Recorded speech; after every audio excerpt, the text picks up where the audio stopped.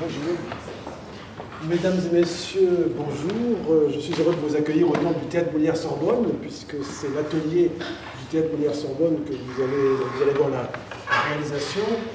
Il se trouve que le Théâtre Molière-Sorbonne, j'en dis deux mots, c'est à la fois un atelier et une école de théâtre spécialisée dans ce qu'on appelle le travail de théâtre historiquement informé, c'est-à-dire qu'on essaie de créer des spectacles, excusez-moi, les projecteurs sont très violents, ils me montent dans la figure, j'essaye de les éviter, de créer des spectacles et d'offrir une formation. Quand on dit historiquement informé, ça veut dire qu'il regroupe tout notre savoir sur la manière dont on jouait au XVIIe siècle, c'est-à-dire dont on jouait, dont on déclamait, dont on faisait la gestuelle, dont on prononçait, dont on se déplaçait.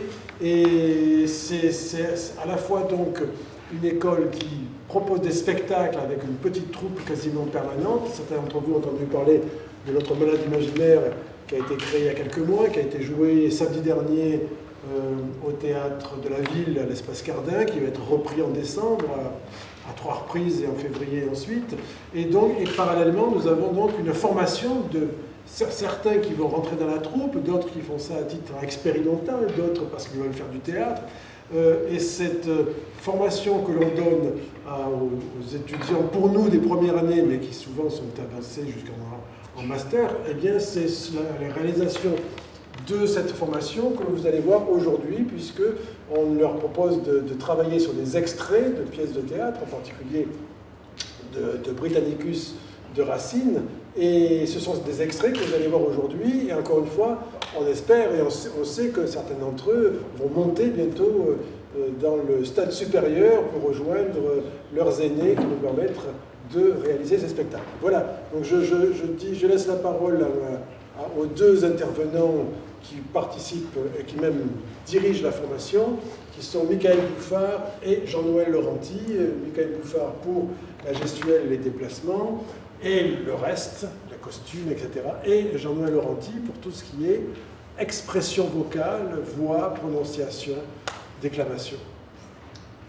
Merci Jean. Un petit mot peut-être pour vous dire que ce que vous allez voir aujourd'hui est une synthèse d'une application d'un grand nombre de sources sur la prononciation, la déclamation et sur le geste. Et donc le positionnement sur scène, la manière dont on entre, on sort, la manière dont on dirige la tête quand on parle ou qu'on dirige la tête quand on écoute, tout ça est extrêmement réglementé, si je puis dire, par des traditions qui sont issues de la rhétorique. Et donc on retrouve dans nos sources autant des traités justement de rhétorique que des traités de grammaire, des images, une iconographie de la scène assez vive et descriptive. Et donc tout ça est accompagné, Georges l'a dit un peu, mais je réinsiste là-dessus sur le fait qu'ils ont en plus des cours de chant et des cours de danse pour gagner en aisance vocale pour ce qui est du chant, mais aussi en aisance corporelle pour le corps. Parce que c'était une chose que les comédiens faisaient à l'époque. Plusieurs d'entre eux savaient chanter, savaient danser, et avaient donc une formation, c'est-à-dire avec un maître à danser, qui leur permettait de non seulement pratiquer ces arts pour certains, mais surtout de gagner cette aisance posturale et cette grâce qui fait que même si les comédiens ne sont pas issus de l'aristocratie, ils peuvent quand même jouer des princes et des reines parce qu'ils ont, par la danse notamment, acquis ces compétences, si vous voulez, corporelles et vocales qui leur donnent une majesté nécessaire à interpréter des rôles comme ceux que vous allez voir aujourd'hui. Donc, je vais passer la parole à Jean-Noël Laurenti qui pourra compléter ce que j'ai dit et vous présenter les extraits au programme de cet après-midi.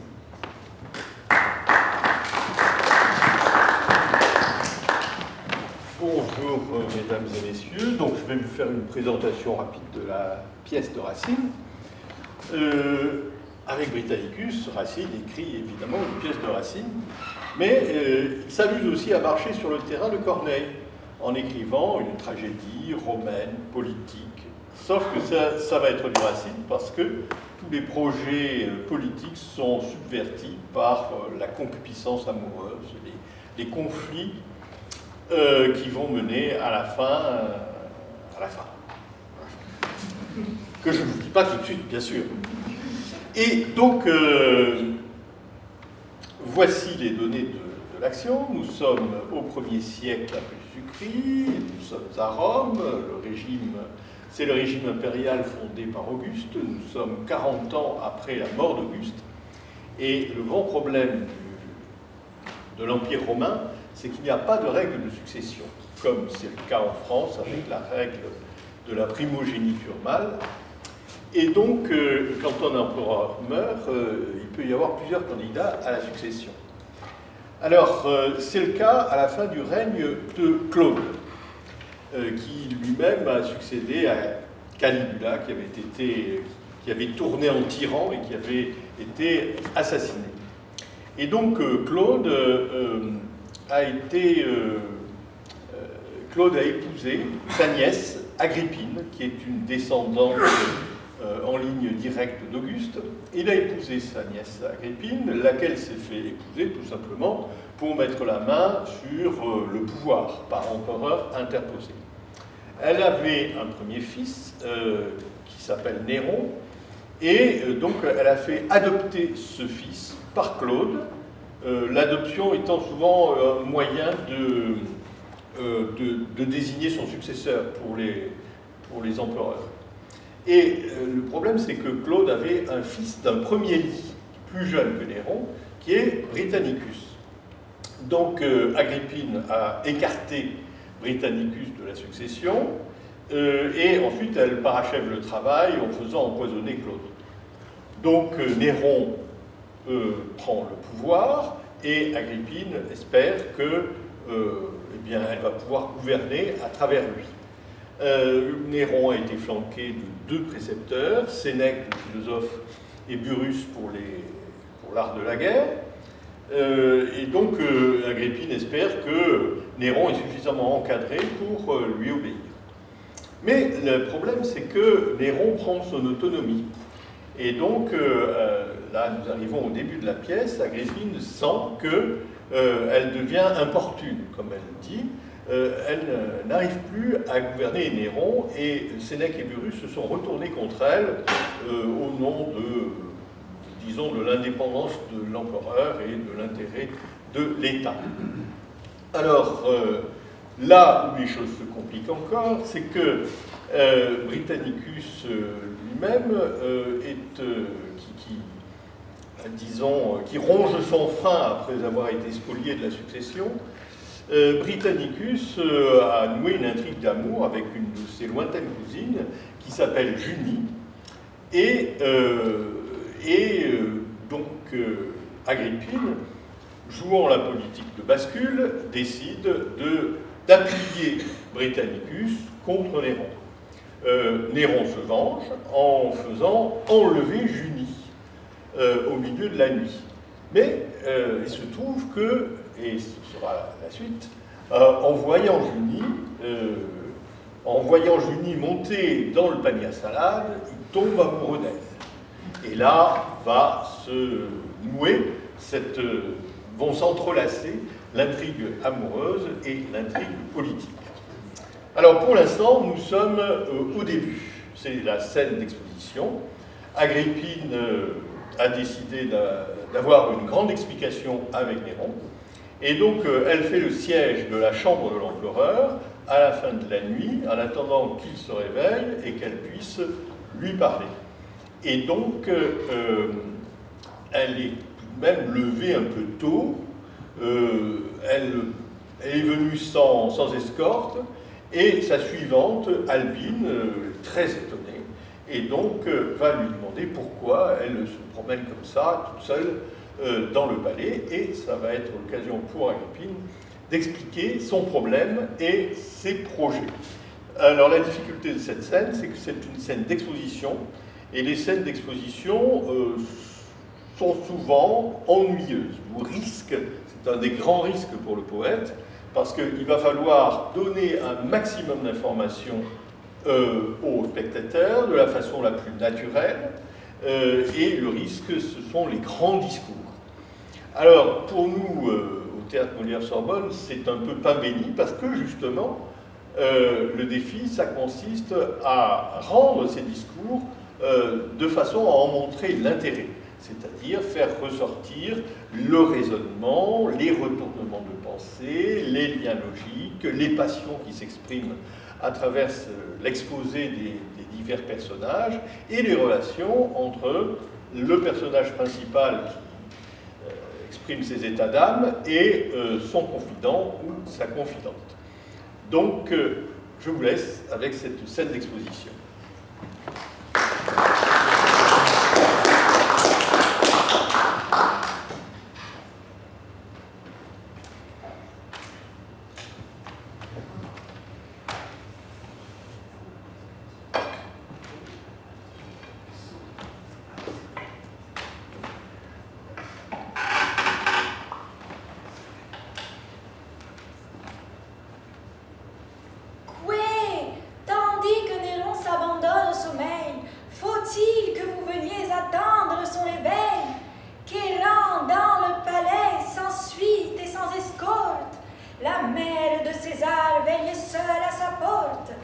Madame, retournez dans votre appartement. Albine, il ne faut pas s'éloigner un moment. Je veux l'attendre ici. Les chagrins qu'il me cause m'occuperont assez tout le temps qu'il repose. Tout ce que j'ai prédit n'est que trop assuré. Contre Britannicus, Néron s'est déclaré. L'impatient Néron cesse de se contraindre. Là, de se faire aimer, il veut se faire craindre. Britannicus le gêne, Albine, et chaque jour, je sens que je deviens importune à mon tour. Quoi, vous à qui Néron douez le jour qui respire, qui l'avez appelé de si loin à l'Empire, vous qui, déshéritant le fils de Claudius, avez nommé César l'heureux Domitius, tout lui parle, madame, en faveur d'Agrippine, il vous doit son amour. Il me le doit, Albine. Tout, s'il est généreux, lui prescrit cette loi, mais tout, s'il est ingrate, lui parle contre moi. S'il est ingrate, madame, ah, toute sa conduite marque dans son devoir une âme trop instruite. Depuis 3 ans entiers, qu'a-t-il dit, qu'a-t-il fait, qui ne promette à Rome un empereur parfait? Rome, depuis 2 ans, par ses soins gouvernée, autant de ses consuls croient être retournés. Il la gouverne en paix, enfin Néron naissante, à toutes les vertus d'Auguste vieillissante. Non, non, mon intérêt ne me rend point injuste. Il commence, il est vrai, par où finit Auguste. Mais crains que l'avenir détruisant le passé, il ne finisse ainsi qu'Auguste a commencé. Il se déguise en vain. Je lis sur son visage des fiers Domitius, une heure triste et sauvage. Il mêle avec l'orgueil qu'il a pris dans leur sang la fierté des Nérons qu'il puisa dans mon flanc. Toujours la tyrannie adoreuse prémisse. De Rome pour un temps, Caius fut les délices. Mais sa feinte bonté se tournant en fureur, les délices de Rome en devinrent l'horreur. Que m'importe après tout que Néron plus fidèle d'une longue vertu laisse un jour le modèle? Ai-je mis dans sa main le timon de l'État pour le conduire au gré du peuple et du sénat? Ah, que de la patrie il souhaite, s'il veut, le père, mais qu'il songe un peu plus qu'Agrippine et sa mère. De quel nom, cependant, pouvons-nous appeler l'attentat que le jour vient de nous révéler? Il sait, car l'amour ne peut être ignoré, que de Britannicus Junie est adoré, et ce même Néron que la vertu conduite fait enlever Junie au milieu de la nuit. Que veut-il? Est-ce haine? Est-ce amour qui l'inspire? Cherche-t-il seulement le plaisir de leur nuire? Ou plutôt, n'est-ce point que sa malignité punit sur eux l'appui que je leur ai prêté? Vous leur appui, madame? Arrête, chère Albine. Je sais que j'ai moins seul avancé leur ruine, que du trône où le sang l'a dû faire remonter, Britannicus par moi s'est vu précipiter. Par moi seul éloigné de l'hymen d'Octavie, le frère de Junie abandonna la vie. Silanus, sur qui Claude avait jeté les yeux, et qui comptait Auguste au rang de ses aïeux.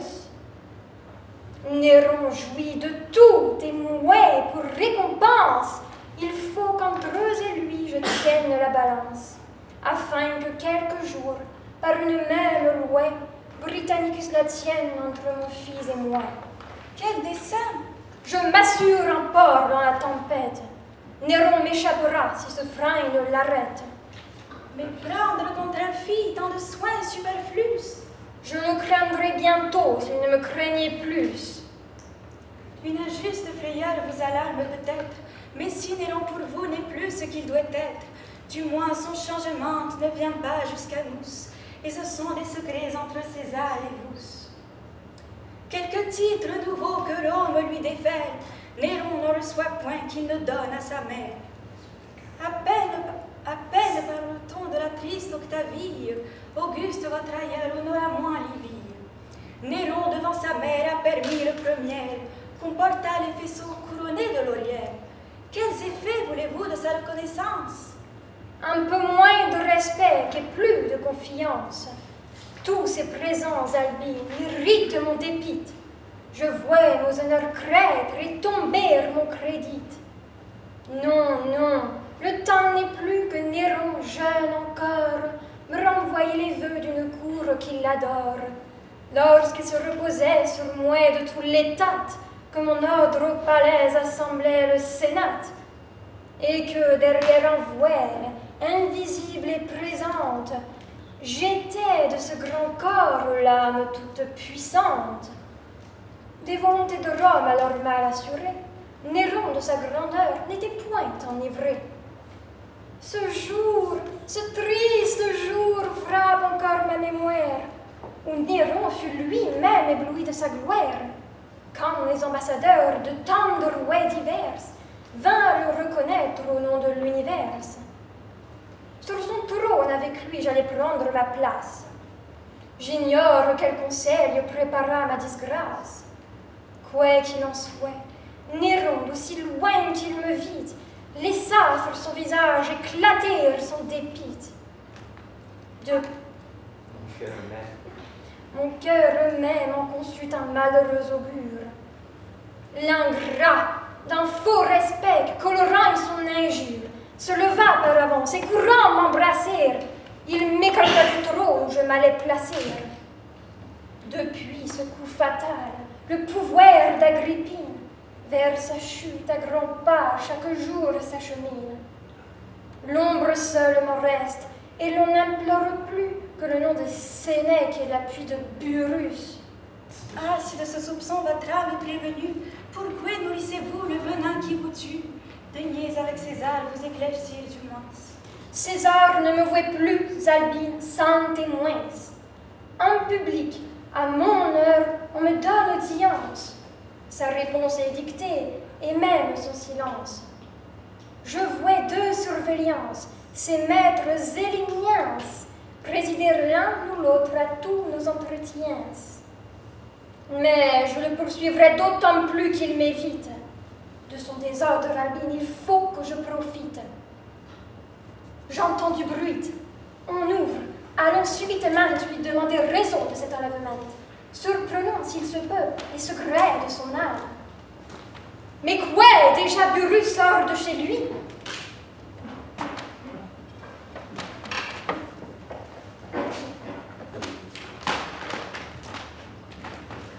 C'est la fin d'un extrait qui sera en double aujourd'hui, parce qu'on a eu 4 comédiennes qui ont préparé le même extrait. Malheureusement, une a le Covid, dont on n'est pas encore sorti dans le monde du spectacle de cette horrible maladie. Et donc, ce sera la même Agrippine, mais avec une nouvelle Albine. Et cette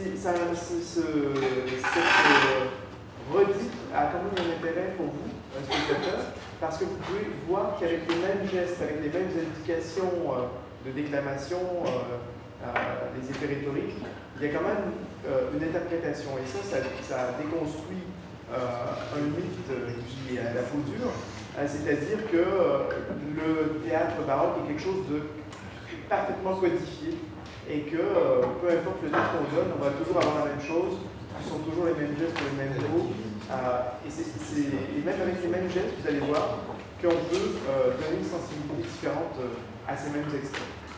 Donc, je vous demande, si vous me permettez, donc, je vais... ah non, c'est vrai, vous rentrez directement sur ça. Donc, je vais demander aux comédiennes de faire ce deuxième extrait.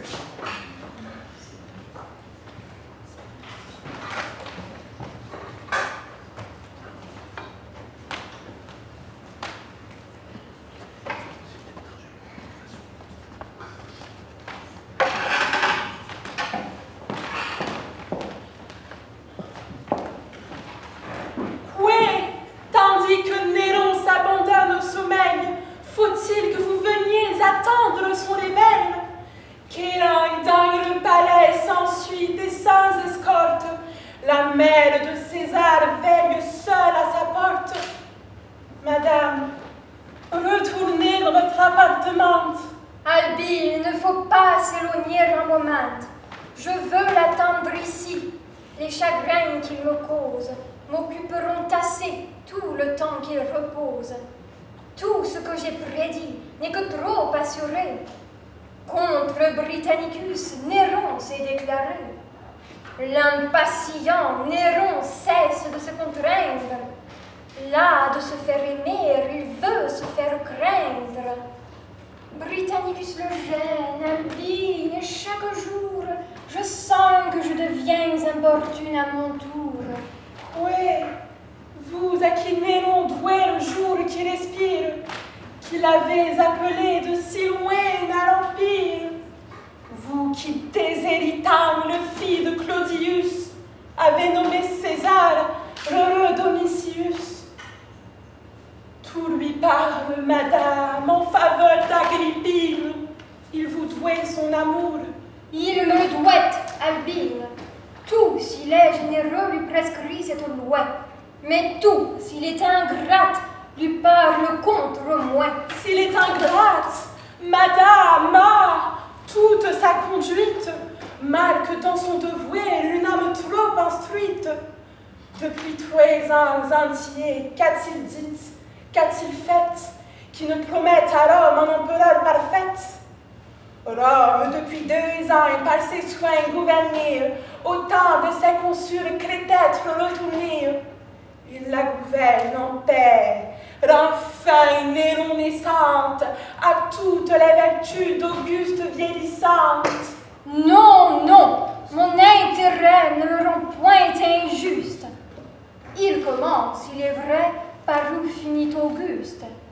Mais crains que l'avenir détruisant le passé, il ne finisse ainsi qu'Auguste a commencé.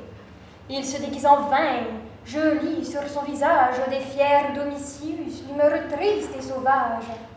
Il mêle avec l'orgueil qu'il a pris dans leur sang la fierté des Nérons qu'il puisa dans mon flanc. Toujours la tyrannie a d'heureuses prémices. De Rome pour un temps, Caius fut les délices. Mais sa feinte bonté se tournant en fureur, les délices de Rome en devinrent l'horreur. Que m'importe après tout que Néron plus fidèle, une longue vertu laisse un jour le modèle. Ai-je mis dans sa main le timon de l'État pour le conduire au gré du peuple et du Sénat? Ah, que de la patrie il soit, s'il veut le père, mais qu'il songe un peu plus qu'Agrippine et sa mère. De quel nom, cependant, pouvons-nous appeler l'attentat que le jour vient de nous révéler? Il sait, car leur amour ne peut être ignoré, que de Britannicus Junie est adoré. Et ce même Néron que la vertu conduite fait enlever Junie au milieu de la nuit. Que veut-il? Est-ce haine? Est-ce amour qui l'inspire? Cherche-t-il seulement le plaisir de leur nuire? Ou plutôt n'est-ce point que sa malignité punit sur eux l'appui que je leur ai prêté? Vous leur appuyez, madame. Arrête, chère Albine. Je sais que j'ai moins seul avancé leur ruine, que du trône où le sang l'a dû faire remonter, Britannicus par moi s'est vu précipiter. Par moi seul éloigné de l'hymen d'Octavie, le frère de Junie abandonna la vie. Silanus, sur qui Claude avait jeté les yeux, et qui comptait Auguste au rang de ses aïeux. Néron jouit de tout, et moi, pour récompense, il faut qu'entre eux et lui je tienne la balance, afin que quelques jours, par une même loi, Britannicus la tienne entre mon fils et moi. Quel dessein! Je m'assure un port dans la tempête. Néron m'échappera si ce frein ne l'arrête. Mais prendre contre un fille tant de soins superflus. Je le craindrais bientôt s'il ne me craignait plus. Une injuste frayeur vous alarme peut-être, mais si Néron pour vous n'est plus ce qu'il doit être, du moins son changement il ne vient pas jusqu'à nous, et ce sont des secrets entre César et vous. Quelques titres nouveaux que Rome lui défère, Néron n'en reçoit point qui ne donne à sa mère. Sa prodigue amitié ne se réserve rien. Votre nom est dans Rome aussi saint que le sien. À peine parle-t-on de la triste Octavie, Auguste, votre aïeur, n'aura moins les vies. Néron, devant sa mère, a permis le premier qu'on portât les faisceaux couronnés de lauriers. Quels effets voulez-vous de sa reconnaissance? Un peu moins de respect et plus de confiance. Tous ces présents albines irritent mon dépit. Je vois mes honneurs crêtre et tomber mon crédit. Non, non, le temps n'est plus que Néron, jeune encore, me renvoyait les vœux d'une cour qui l'adore.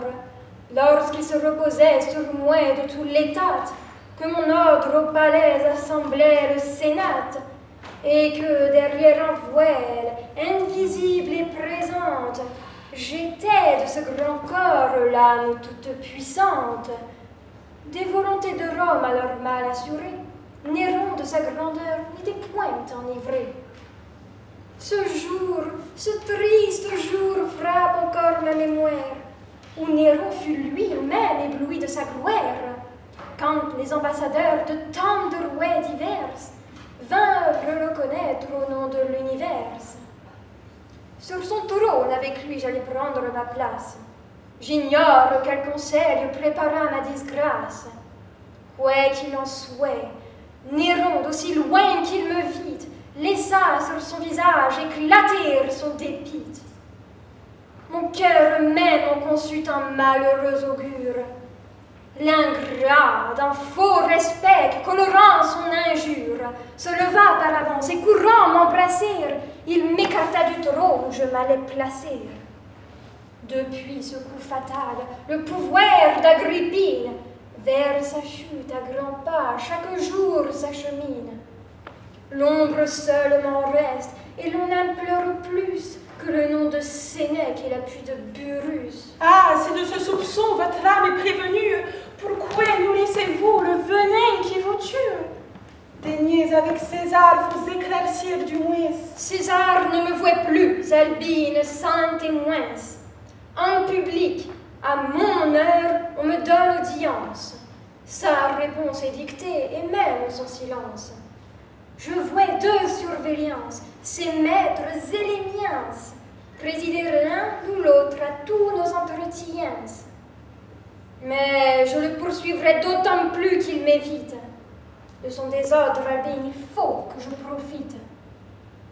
J'entends du bruit. On ouvre. Allons subitement lui demander raison de cet enlèvement, surprenant s'il se peut et secret de son âme. Mais quoi? Déjà Burrus sort de chez lui.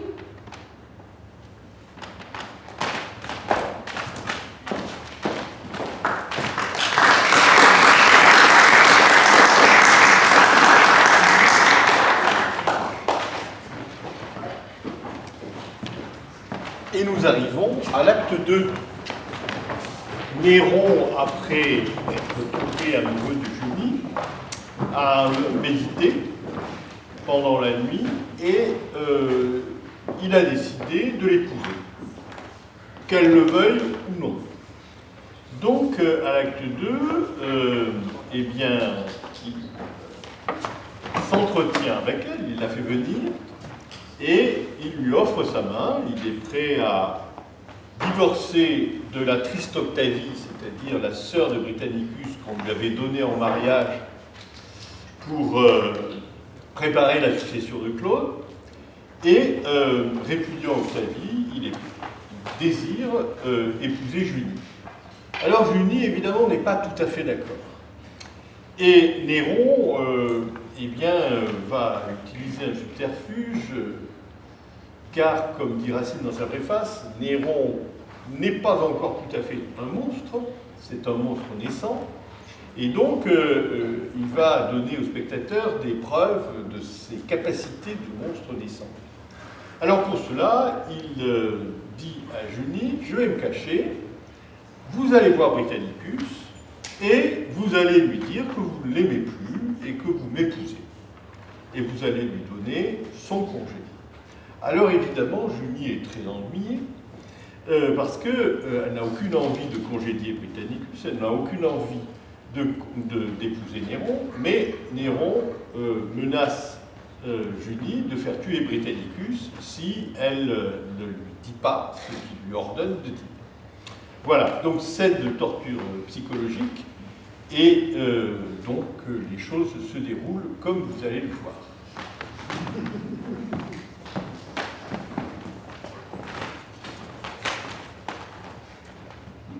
Je pouvais de ces lieux lui défendre l'entrée, mais madame, je veux prévenir le danger où son ressentiment le pourrait engager.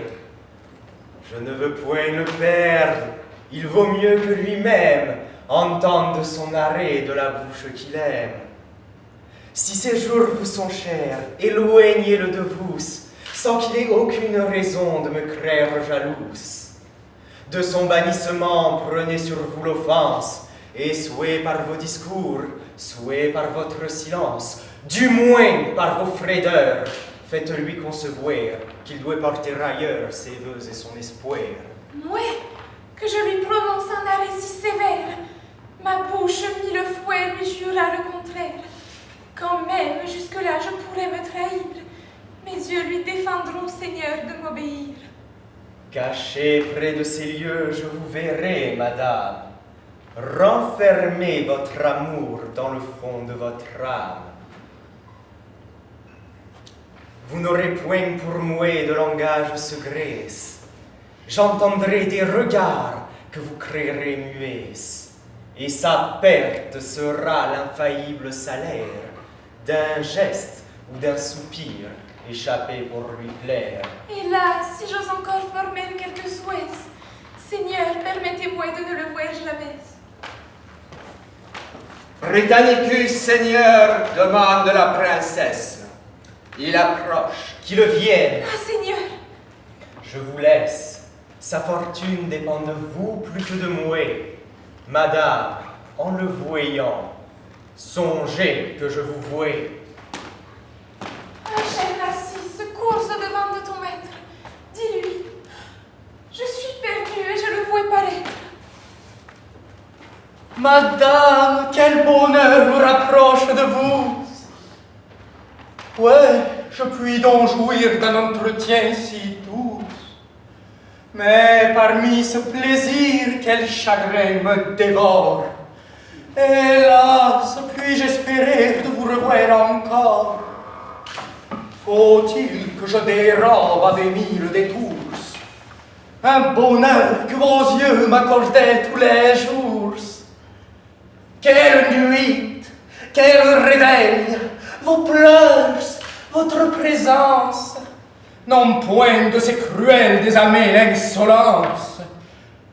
Que faisait votre amant? Quel démon envieuse m'a refusé l'honneur de mourir à vos yeux? Hélas, dans la frayeur dont vous étiez atteinte, m'avez-vous en secret adressé quelques plaintes? Ma princesse, avez-vous daigné me souhaiter? Songiez-vous aux douleurs que vous m'alliez coûter? Vous ne me dites rien. Quel accueil, quelle glace! Est-ce ainsi que vos yeux consolent ma disgrâce? Parlez! Nous sommes seuls, notre ennemi trompé, tandis que je vous parle intérieurs occupés.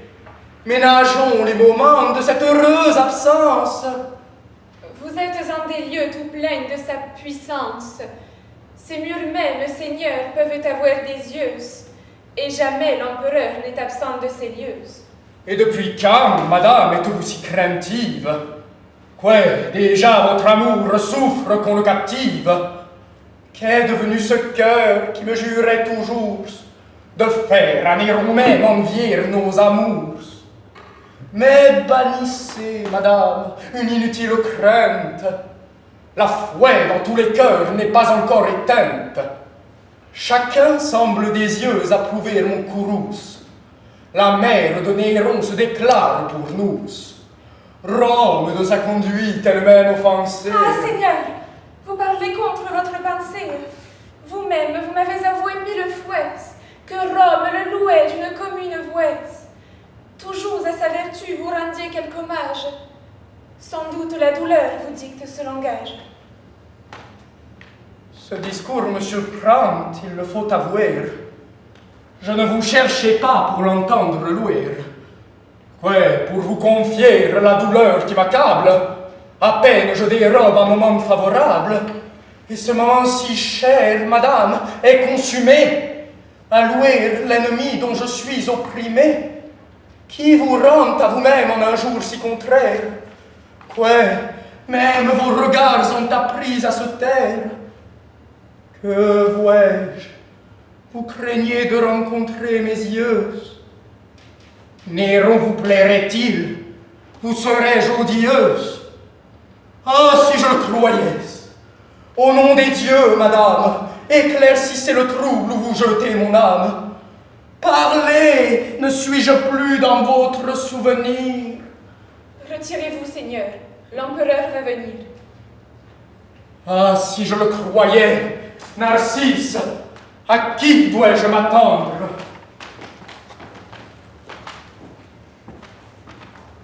Madame? Non, Seigneur, je ne puis rien entendre. Vous êtes obéi. Laissez couler du moins des larmes dont ses yeux ne seront pas témoins.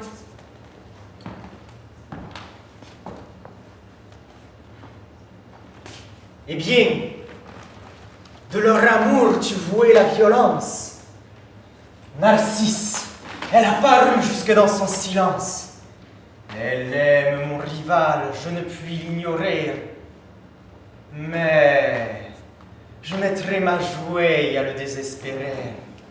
Je me fais de sa peine une image charmante. Et je l'ai vu douter du cœur de son amante.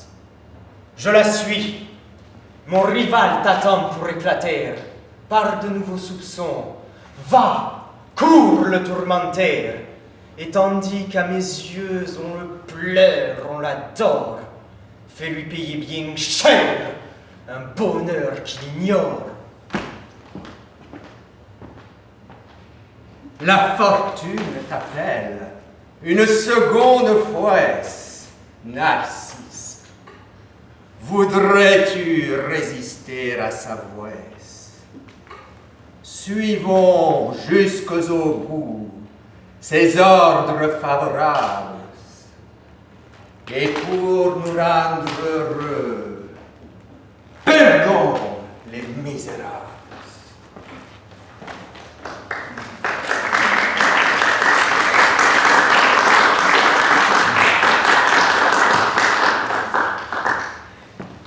Et c'est la fin de l'acte 2. Et il y a un personnage dont nous n'avons pas parlé, c'est Narcisse. Narcisse joue un double jeu. C'est un ancien affranchi de Claude qui a été aposté comme gouverneur de Britannicus et en même temps il est missionné pour rapporter à Néron les faits et gestes de Britannicus et éventuellement donner de mauvais conseils à Britannicus. Et donc, comme vous avez vu, il jouit de la confiance de Britannicus, mais en même temps, il jouit aussi de la confiance de Néron. Et vous verrez comment il agit, en fait. Donc, nous arrivons à l'acte 3. Alors, à l'acte 3, Britannicus se retrouve de nouveau dans le palais impérial et, péripétie, Junie s'échappe. Elle s'échappe et elle le retrouve avec l'idée de le rassurer. Et donc, il va y avoir une explication de dépit amoureux, mais c'est une explication de dépit amoureux dans le cadre de la tragédie. Et, sauf que cette explication va être interrompue par l'arrivée de Néron et les choses vont s'envenimer de plus en plus, comme vous allez le voir.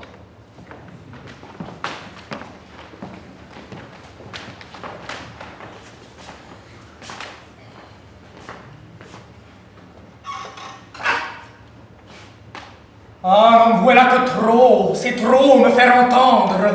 Madame, mon bonheur, mon crime, vos bontés. Et savez-vous pour moi tout ce que vous quittez? Quand pourrais-je à vos pieds épier ce reproche? Que faites-vous, hélas? Votre rival s'approche. Prince, continuez des transports si charmants. Je conçois vos bontés par ces remerciements. Madame, à vos genoux, je viens de le surprendre. Mais il aurait aussi quelque grâce à me rendre. Ce lieu le favorise et je vous y retiens pour lui faciliter de si doux entretiens. Je puis mettre à ses pieds ma douleur ou ma jouelle, partout où sa bonté consent que je la voie. Et l'aspect de ces lieux où vous la retenez n'a rien dont mes regards doivent être étonnés. Et que vous montre-t-il qui ne vous avertisse qu'il faut qu'on me respecte et que l'on m'obéisse? Ils ne nous ont pas vus l'un et l'autre élever, moi pour vous obéir et vous pour me braver, et ne s'attendaient pas lorsqu'ils nous virent naître qu'un jour Domitius me dut parler en maître.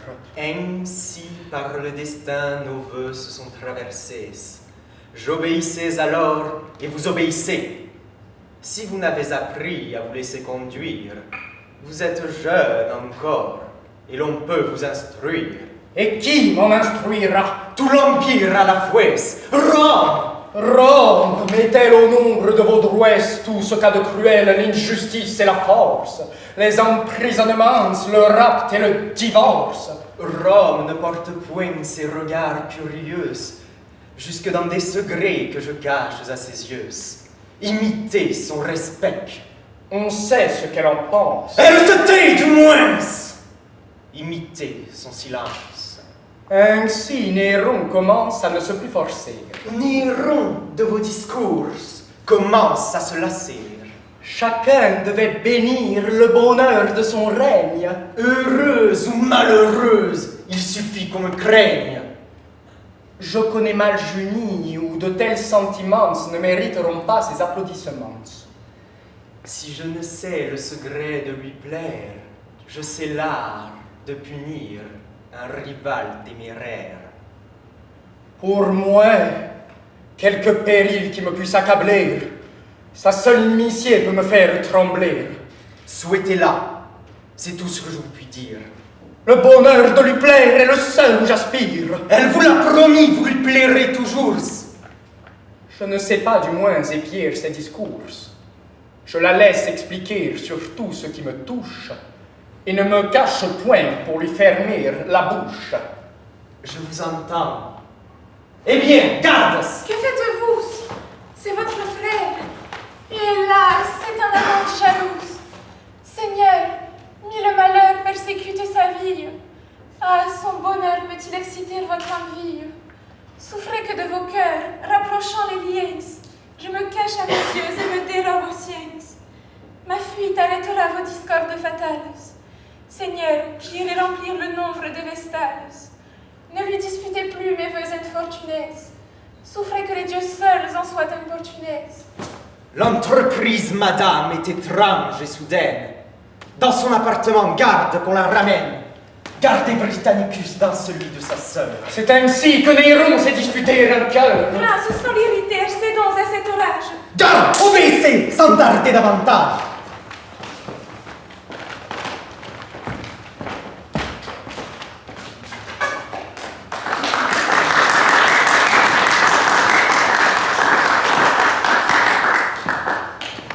Voilà donc Britannicus arrêté, Agrippine disgraciée, mais Agrippine n'a pas dit son dernier mot.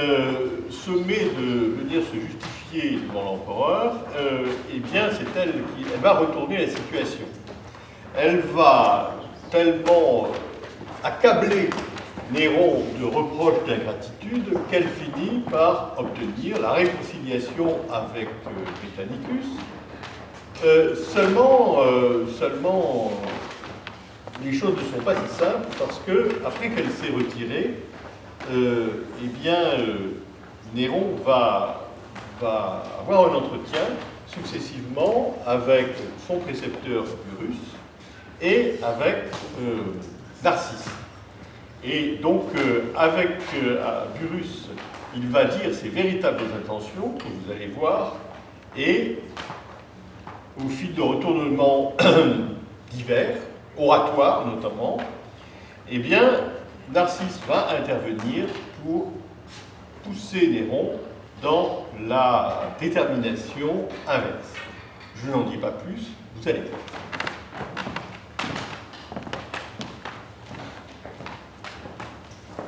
Que cette paix, Seigneur, et ces embrassements vont offrir à mes yeux des spectacles charmants. Vous savez, si jamais ma vouée lui fut contraire, si de son amitié j'ai voulu vous distraire, et si j'ai mérité cette injuste courrouce. Je ne vous flatte point, je me plaignais de vous. Burrus, je vous ai cru tous deux d'intelligence, mais son inimitié vous rend ma confiance. Elle sera tout trop, Burrus, de triompher. J'embrasse mon rival, mais c'est pour l'étouffer. Ouais, Seigneur! C'en est trop! Il faut que sa ruine me délivre à jamais des fureurs d'Agrippine. Tant qu'il respirera, je ne vis qu'à demi. Elle m'a fatigué de ce nom ennemi. Et je ne prétends pas que sa coupable audace, une seconde fouet, lui promette ma place. Elle va donc bientôt pleurer le Britannicus? Avant la fin du jour, je ne le craindrai plus. Et qui de ce dessein vous inspire l'envie? Ma gloire, mon amour, ma sûreté, ma vie. Non! Ouais, que vous disiez, cet horrible dessein ne fut jamais, Seigneur, conçu dans votre sein. Burrus! De votre bouche au ciel, puis-je l'apprendre?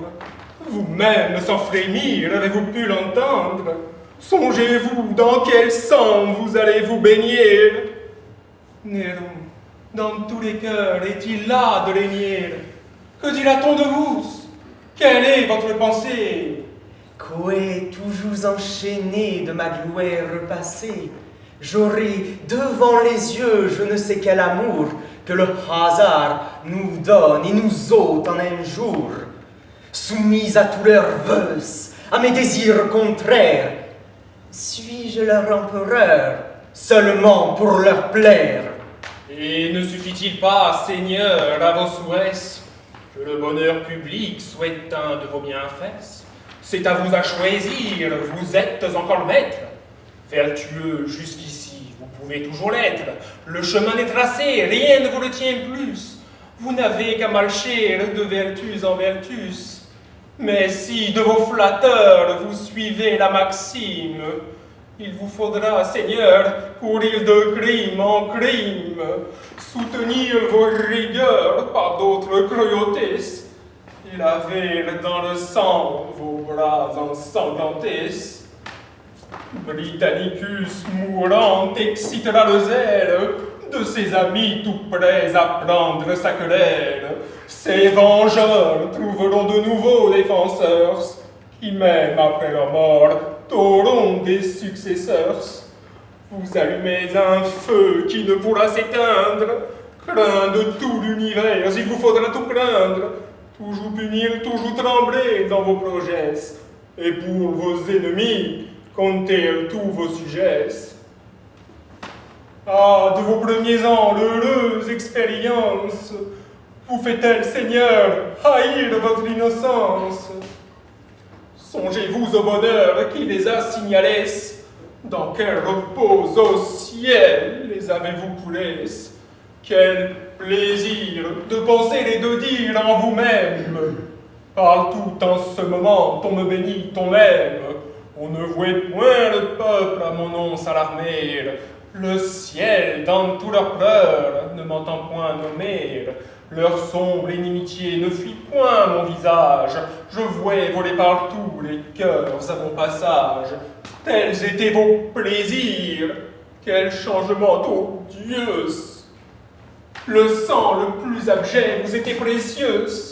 Un jour, il m'en souvient, le Sénat équitable vous pressait de souscrire à la mort des coupables. Vous résistiez, Seigneur, à leur sévérité.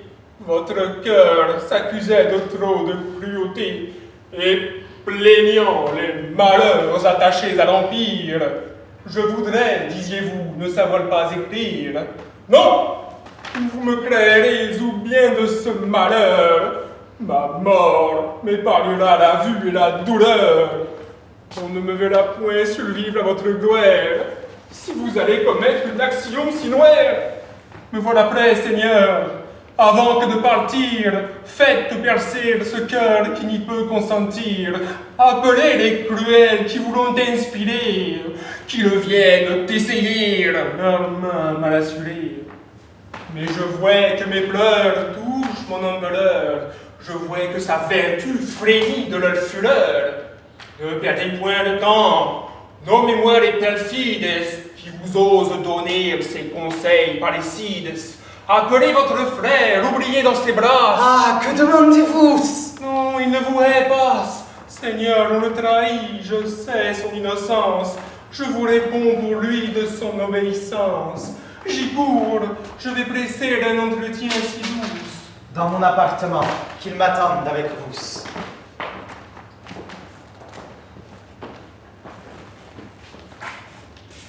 Seigneur, j'ai tout prévu pour une mort si juste. Le poison est tout prêt.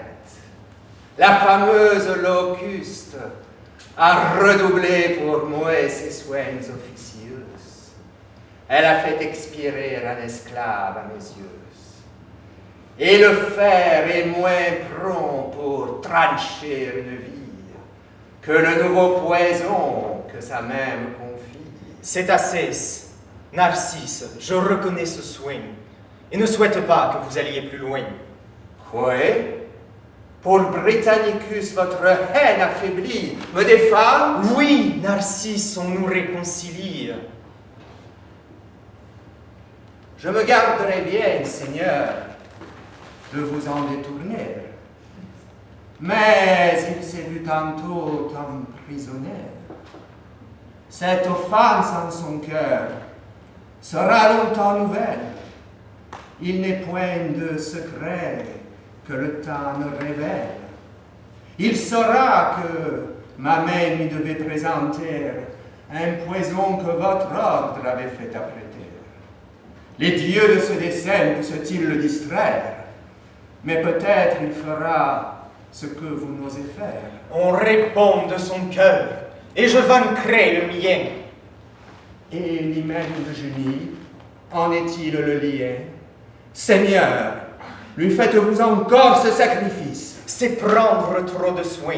Quoi qu'il en soit, Narcisse, je ne le compte plus parmi mes ennemis. Agrippine, Seigneur, ce l'était bien promis. Elle a repris sur vous son souverain empire. Quoi donc? Qu'a-t-elle dit? Et que voulez-vous dire? Elle s'en est vantée assez publiquement. De quoi?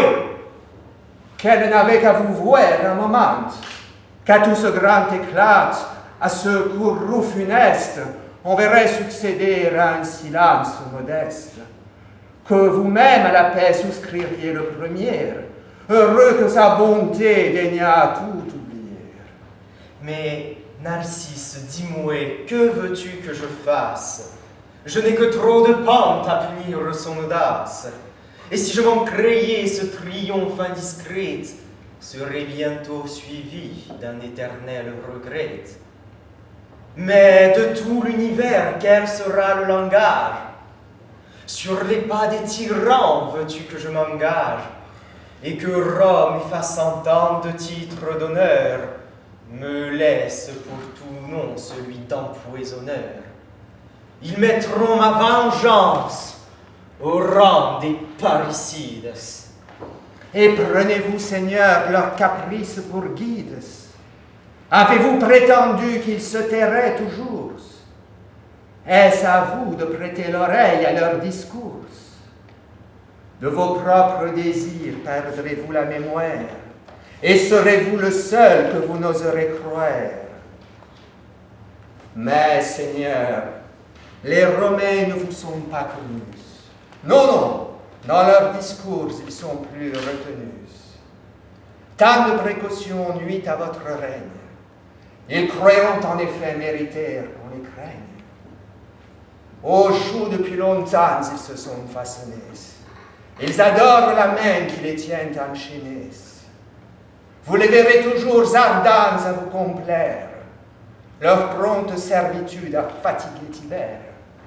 Moi-même, revêtu d'un pouvoir emprunté, que je reçus de Claude avec la liberté, j'ai sans fouet dans le cours de ma gloire passée tenté leur patience et ne les point lassé. D'un empoisonnement, vous craignez la noirceur. Faites périr le frère, abandonnez la sœur.